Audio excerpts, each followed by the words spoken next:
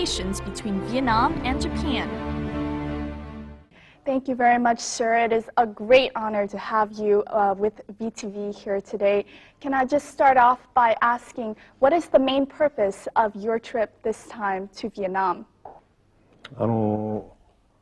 I visited Vietnam this time to attend this celebration of the 35th anniversary of its national reunification. So you are here for the 35th anniversary of Vietnam's reunification day. It's a very big event. What does this event mean to you? I'd planned for this visit a long time ago. I do want to visit Vietnam on these special occasions because I'm so anxious to learn how Vietnam has developed over the years. So, you have been a long supporter of Vietnam from during the war until the present day, as we said. Could you tell us a little bit about your connection with Vietnam? In 1994, I became Japan's Prime Minister. I was the first Japanese Prime Minister to visit Vietnam. I paid special attention to Japan-Vietnam relations, especially how to develop these ties. At that time, I chose to have both countries boost friendly relations. You could say that you were one of the first people who kind of set the stepping stone for the relationship between Vietnam and Japan. Now, as the leader of the Japanese Socialist Party in Oita Province, what did you do to help the Vietnamese people in their struggle for independence? On October the 21st, 1966, at the National Convention Center of the Japanese Trade Union Confederation, the Confederation launched a demonstration against the war in Vietnam, calling for laborers around the world to stand up and protest the war. That was the first time the Japanese Trade Union Confederation called for an anti-war demonstration on a national scale. Since then, we've taken October the 21st as the anti-war day. This day every year, we organize demonstrations. I myself try to warm up an anti-war atmosphere across my country. I organize many activities in the working environment of the laborers to protest the war anytime, anywhere. So you said you visited Vietnam in 1994 as the first Prime Minister. Was this your first time in Vietnam, and what impressed you the most? Vietnam underwent a long war to gain peace. When I saw Vietnamese farmers in the fields or Jews full of vitality, I could feel so deeply that you are really at peace and in the course of national construction. I realized that Vietnamese people are very industrious and right to way. I believed that Vietnam would develop strongly later on. Seeing motorbikes running on the streets, I can feel the strong vitality of Vietnam. Since you've first been here in 1994 as the Prime Minister, there obviously have been a lot of changes in the relationship between Japan and Vietnam. What are some of the changes that have occurred? First of all, that is exchange between the two peoples. Most typically, the high-ranking meetings and enhanced economic cooperation. Our two countries have conducted exchanges in various fields. This shows that we have held many aspirations for Vietnam, and the country has proven itself to fulfill all those aspirations. We can feel this through the current ties between Vietnam and Japan.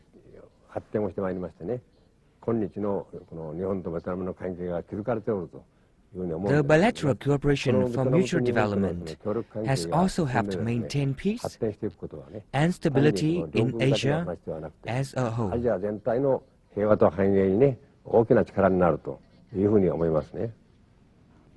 Now, Mr. Tomiichi Murayama has not only set the stepping stone for the relationship between Vietnam and Japan, he has also paved the way for many Japanese enterprises to invest in Vietnam. Now, currently, the former Japanese Prime Minister has also been very active in helping children here in Vietnam who are living with the effects of Agent Orange. Let's have a look at that.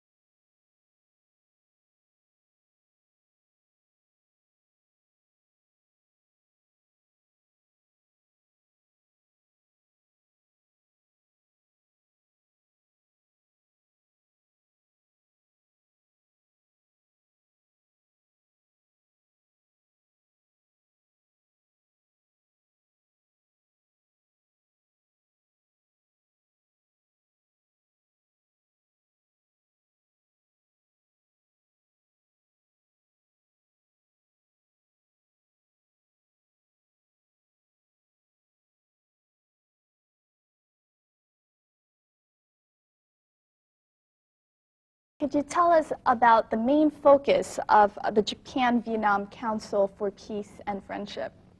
At first, we also conducted assistance activities for victims of Agent Orange.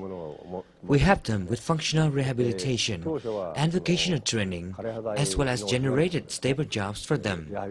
Visiting the families of the Agent Orange victims, I was really shocked to see all the hardship they have to face.